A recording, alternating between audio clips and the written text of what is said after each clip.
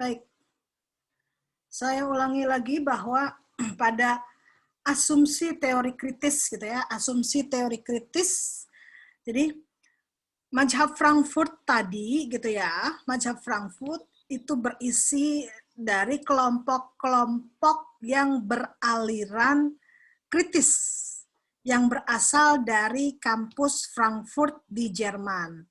Yang tokoh-tokoh kritis tersebut berupaya keras, kawan-kawan, mencoba membongkar, membuka selubung atas ketidakadilan, atas ketidakberesan, ya, kepentingan-kepentingan dari yang mencoba menguasai masyarakat, memposisikan masyarakat sebagai objek. Nah, tokoh-tokoh kritis ini berupaya untuk mengekwalkan bahwa tidak ada subjek dan objek, tapi masing-masing punya intersubjektivitas. Gitu ya, ada keragaman. Seperti itu, menyadarkan bahwa ada kondisi yang tidak baik, kita kembalikan pada posisi yang sebenarnya. Itu yang disebut dengan transformasi pada teori kritis, gitu ya. Nah, asumsi teori kritis tadi yang dimulai lahir dari konseptual, dimulai dari argumentatif, kemudian muncul sebuah kritis. Konsep argumentatif dan kritis, kawan-kawan, gitu ya, itu menggunakan metode investigasi, terus pencarian kebenaran secara mendalam. Nah, untuk mencapai kesadaran akan adanya sebuah masalah, kesadaran untuk masyarakat berubah dari ketidakadilan tersebut. Nah, itu setting konsep dari kritis ya. Selanjutnya, asumsi teori kritis yang pertama. Jadi ada asumsi kritis satu, ada asumsi kritis kedua. Asumsi teori kritis, karena ini kita mata kuliah teori komunikasi massa, asumsi teori kritis ke-1 itu berkaitan dengan tentang teorinya. Gitu ya, tentang teori. Teori itu menjelaskan konseptualisasi atas masalah, gejala-gejala yang terjadi di masalah yang ada, penyakit komunikasi yang ada di masyarakat.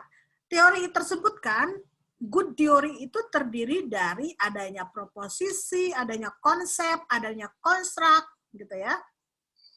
Adanya asumsi, gitu ya. Ada definisi operasional, definisi konsep di dalamnya. Ada tataran normatif, ada tataran praksis, gitu ya.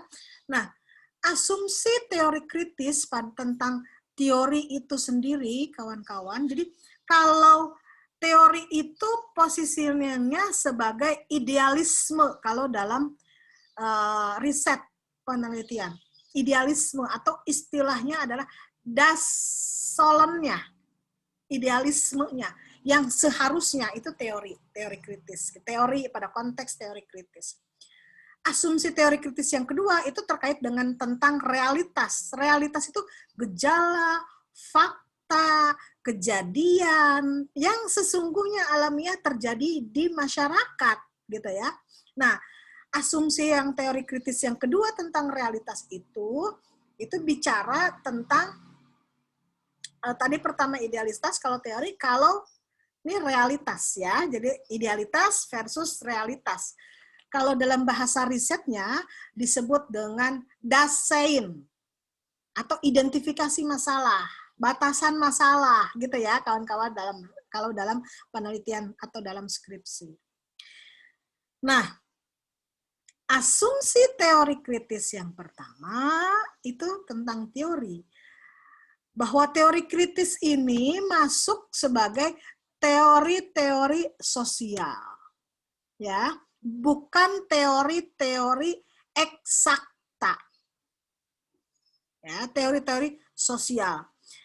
Bidangnya beragam, boleh apa saja. Tapi bukan teori eksak gitu ya. Bidangnya apa saja. Yang tentu dari teori kritis tersebut yang masuk pada wilayah teori sosial, teori kritis ini harus memberikan good contribute gitu ya, important contribute, kontribusi yang sangat signifikan, sangat penting untuk merubah transformasi dunia. Artinya tidak hanya memberikan sekedar informasi, tapi mengubah dari ketidakbaikan menjadi baik dari teori tersebut. Oke. Contoh misalnya teori Pierre Bourdieu. Teori Pierre Bourdieu itu bicara tentang teori perubahan sosial atau praksis sosial. Ketika seorang masyarakat mau berubah hidupnya, maka lakukanlah konsep-konsep pada praksis perubahan sosial dengan teknis apa? Kuasailah habitus. Kalau orang mau juara 1 di kelasnya, habitusnya rajin belajar. Kemudian kalau ke mall beli buku, gitu ya. Itu habitus, kebiasaan. Yang kedua, konsep yang kedua, kata Bourdieu, kalau mau melakukan praksis sosial berubah, misalnya yang baik, yang kedua adalah kapital. Kapital bisa berbentuk uang, modal. Ada prinsip bahwa orang yang sukses, orang yang pintar, dan anak orang kaya, gitu ya, kapital. Kemudian sosial. Kalau misalnya anak kiai, kemungkinan besar peluang untuk menjadi ustadz lebih besar, misalnya. Kapital agama, gitu ya. Jadi modal. Yang ketiga itu arena. Kalau konsep dari Pierre Bourdieu. Arena itu misalnya sekarang, kalau misalnya kita mau jadi juara di kelas, belajarnya tidak hanya offline, tapi online juga. Kuasai media virtual, Google, banyak sekali jurnal-jurnal atau ilmu-ilmu matematika untuk anak SD yang bisa kita download di YouTube, misalnya seperti itu ya, untuk pengayaan ilmu selain diajarkan di kelas dan oleh orang tua misalnya. Nah, itu misalnya Bourdieu secara teoritis, artinya mengubah dunia dari orang yang tadinya malas menjadi orang yang cerdas gitu ya, dari kerajinannya tersebut. Nah, terkait dengan misalnya Jürgen Habermas, salah 2 tokoh yang kita bahas sekarang. Mengubah dunia Jürgen Habermas dengan ruang publik. Menyadari bahwa ada penguasaan di media, konglomerat media, penguasaan orang-orang yang punya oligarki media, gitu ya. Oh, sadar nih bahwa kita disuguhi konten-konten film, sinetron-sinetron ABG gitu ya yang tidak baik, sadar itu tidak baik untuk nilai moral bangsa Indonesia, mengubah dunia. Oh, maka ya ketika misalnya di YouTube konten film tersebut ada komentar. Kemudian mereka menerima kritikan-kritikan itu yang disebut dengan ruang publik. Misalnya ya, dengan tindakan komunikatif, knowledge dan interesting itu diterima. Itu Pierre Bourdieu. Itu dalam asumsi tentang manfaat teori kritis terhadap fenomena di masyarakat. Gitu ya, kawan-kawan. Saya lanjut ya. Asumsi teori kritis yang kedua, misalnya, tentang realitas, kawan-kawan ya. Tentang realitas. Yaitu misalnya, realitas sosial atau fakta yang terjadi di masyarakat ini sesungguhnya adalah hasil buatan secara berkelanjutan, secara terus-menerus gitu ya. Sesungguhnya kita harus sadar terhadap kejadian yang di masyarakat, banyak konflik struktural yang dibuat, yang disengaja. Adanya keungkungan, dominasi dari pihak yang legal, pemerintah misalnya. Kita realitas harus sadar bahwa kita membutuhkan emansipasi, kesetaraan, tuntutan, hak human right. Realitas juga pada teori kritis, asumsi pemahamannya harus kita itu memiliki potensi untuk berubah karena kita masing-masing punya hak hidup gitu ya. Itu teori asumsi atau pemahaman pikiran tentang teori kritis terhadap kenyataan yang terjadi di masyarakat. Realitasnya, daseinnya, seperti itu.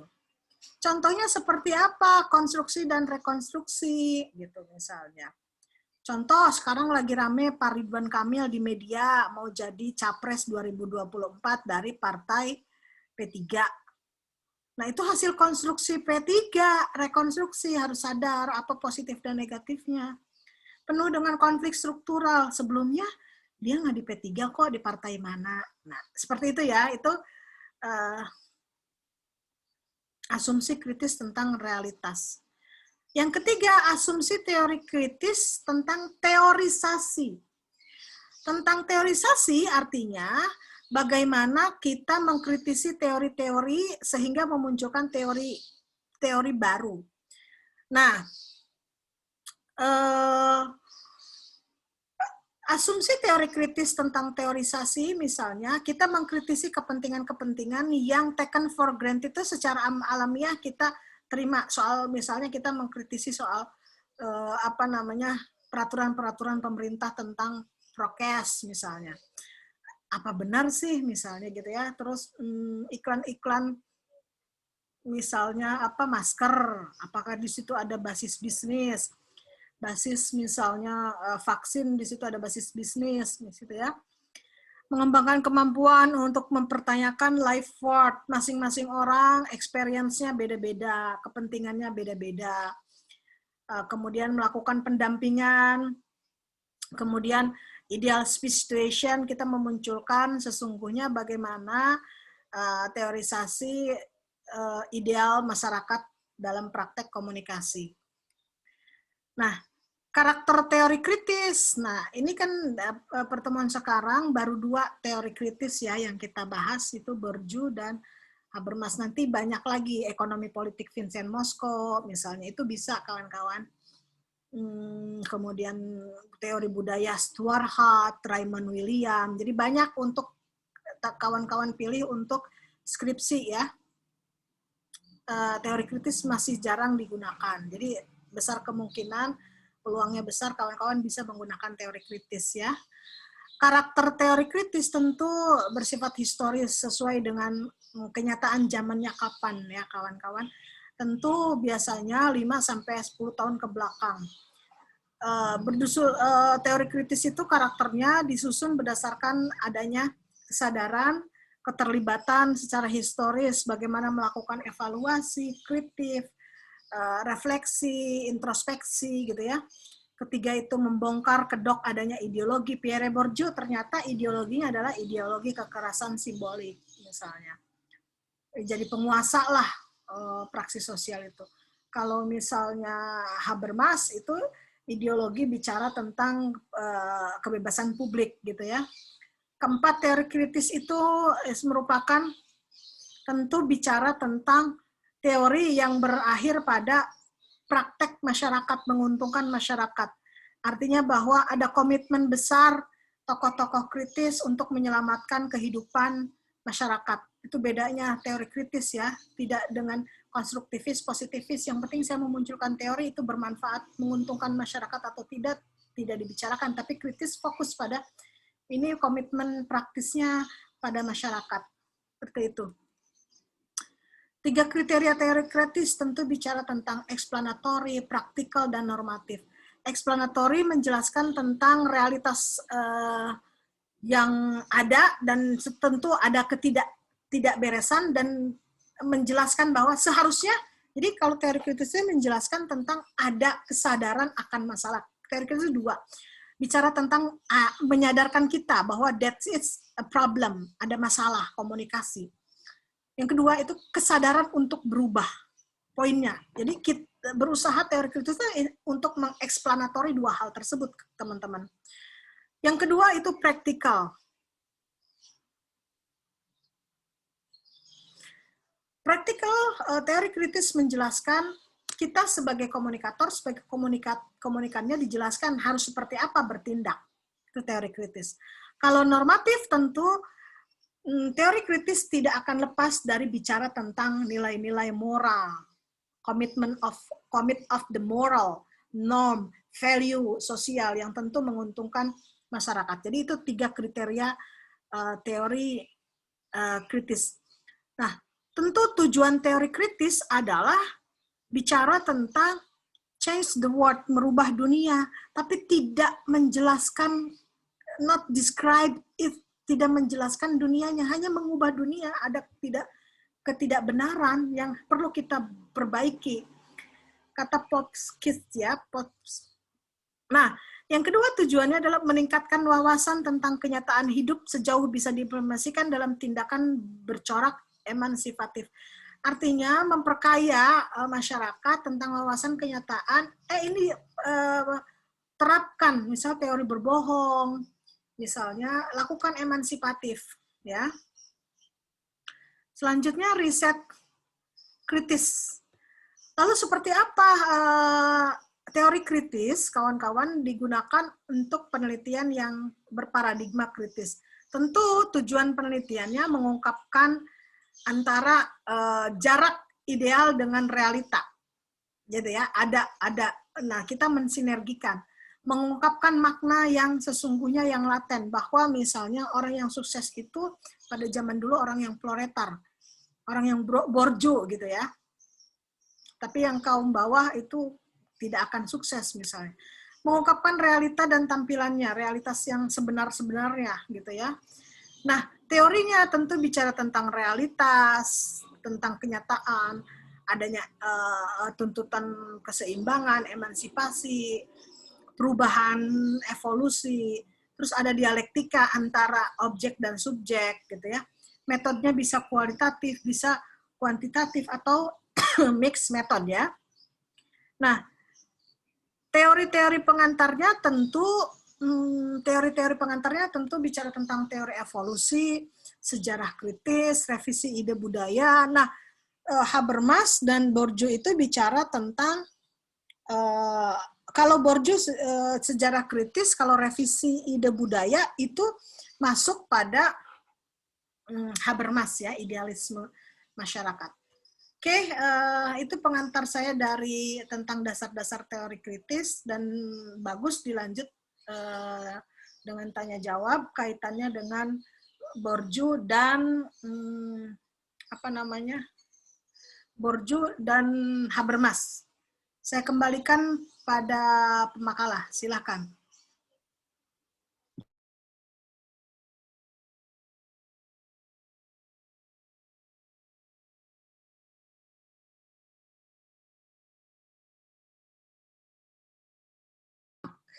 Nah, pada tataran fakta misalnya, bahwa film G30 SPKI itu sesungguhnya merupakan menggambarkan sosok-sosok penting 7 jenderal yang terbunuh gitu ya. Kemudian persoalan-persoalan G30 SPKI. Nah, itu kan hanya berpada tataran kalau paradigma konstruktivisme, teori konstruktivisme, siapa sih si pembuat film itu? Maka apa kata si pembuat film itu? Itulah isi film G30 SPKI. Masyarakat terhipnosis, masyarakat percaya bahwa film itu ya tentang kejadian G30 SPKI itu based on film yang dibuat sutradaranya gitu ya. Itu teori kritis. Dan positivisme yang kuantitatif misalnya berpemahaman seperti itu juga, bahwa 7 jenderal ini sesungguhnya dibunuh karena ketakutan PKI untuk saingan pemilihan presiden Indonesia setelah Soekarno jatuh gitu ya. Positivis semua in general masyarakat berpemahaman itu. Tetapi ada peristiwa yang aneh.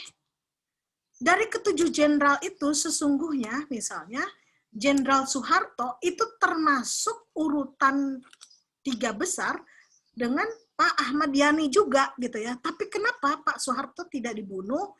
Tapi kenapa G30 SPKI ini yang harum namanya mengungkap adalah Pak Soeharto? Ada nggak misalnya menyingkap selubung waktu, meraih makna di balik sosok Jenderal Soeharto? Peristiwa lain. Itu meaningful event. Peristiwa yang digali secara dalam lagi. Nah, kalau konteks tadi yang kedua itu sudah pada kritis Diaul Haq ya. Nah, lalu Setelah itu, kalau teori kritis tidak hanya pada tataran membuka persoalannya, kemungkinan persoalan, tapi teori kritis itu memberikan solusi bagi permasalahan sosial yang dihadapi. Nah, kalau seperti itu, apa nih solusinya? Bahwa ada sebetulnya kepentingan yang terselubung dari film PKI tersebut. Ada nggak keterlibatan PKI itu tentang Soeharto? Misal ya, itu teori kritis. Nah, lalu teori kritis itu kan lahir pemahaman sejarah gitu ya, dari teori kritis 1, teori kritis 2, teori kritis 3. Misalnya yang tadi misalnya dari Hegel, kemudian Freud gitu ya, Freud. Pertama bicara tentang kronologis. Dikritisnya tentang kronologis. Yang kedua, teori kritisnya terkandung dengan reflektif. Yang ketiga itu perspektifnya itu pada kritisasi filosofis, secara filosofis, yang mengatakan bahwa pemahaman sejarah persoalan itu tidak hanya pada kronologis faktanya, reflektifnya saja, tapi ada secara filosofi. Filosofi itu kita mencari into the essence of what is as it is, gitu ya, mengatakan bahwa realitas yang sesungguhnya itu, fakta yang sesungguhnya sebetulnya seperti apa sih meaningful-nya. Jadi kita tidak hanya bermain dengan data, angka, dan opini, pendapat gitu ya, tapi kita juga bermain pada yang disebut kalau dalam bahasa Jerman epistem. Epistem itu sama dengan the truth, kebenaran. Epistem, Aufklärung, pencerahan. Jadi kebenaran itu, epistem itu, kawan-kawan, ya dilahirkan dari sebuah ilmu pengetahuan yang berakhir pada epistemologi, gitu ya, yang memunculkan yang disebut sebuah kebenaran.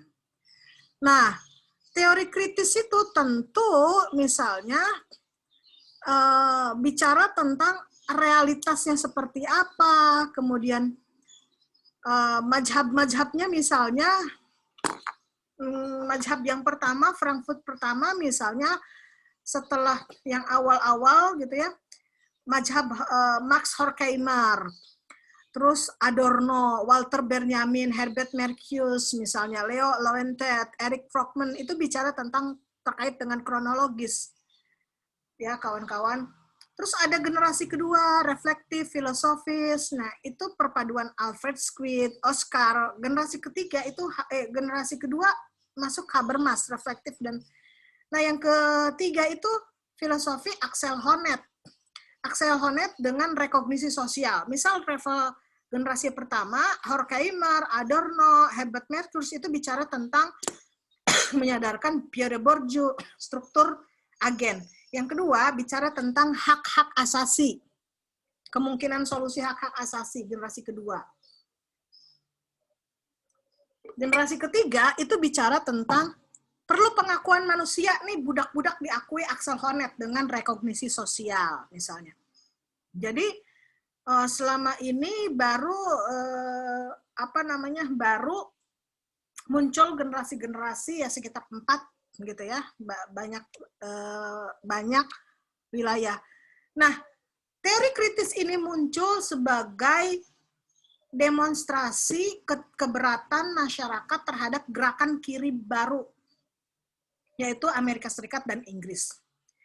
Jadi, filosof Jerman, saintis Jerman, mereka memperjuangkan hak-hak minoritas seperti gay, lesbi, gender, aborsi, gitu ya. Nah, agen baru perubahan itu muncul dari intelektual-intelektual muda, kampus, bukan buruh, berawal dari Jerman, gitu ya. Nah, setelah mazhab Frankfurt tadi dengan teori kritisasinya, muncul teori kritis, gitu ya, teori kritis di luar kampus mazhab Frankfurt, kawan-kawan. Ada aliran baru, ada postmodernism, poststrukturalism, ada teori media kritis itu di luar kampus Frankfurt. Seperti itu. Muncullah teori misalnya hegemoni media, kajian budaya, seperti itu Diaul Haq. Iya, baik Bu. Terima kasih Bu.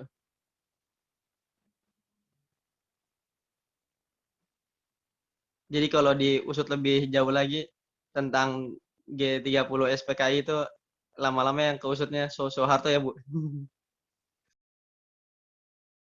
Bisa jadi ketika kita misalnya menggunakan teori siapa ya, rekognisi sosial, ya ideologi kekerasan simbolik bisa, Bourdieu, habitus, kapital. Coba kita lihat misalnya jenderal-jenderal di Indonesia. Ada nggak menantu-menantu jenderal yang, rata-rata menantu jenderal itu jenderal lagi.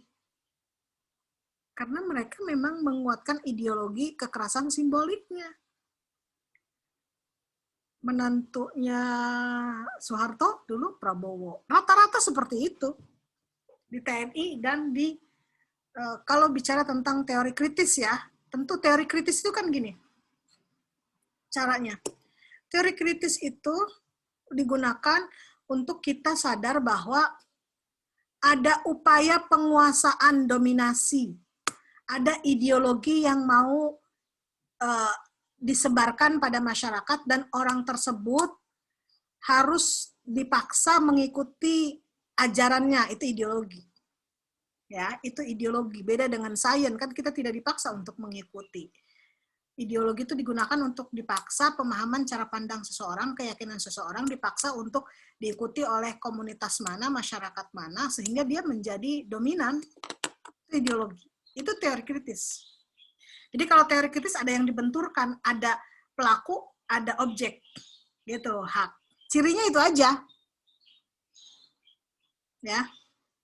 Oke, ini waktunya upgrade sedikit lagi nih. Silakan saya kembalikan ke pemakalah.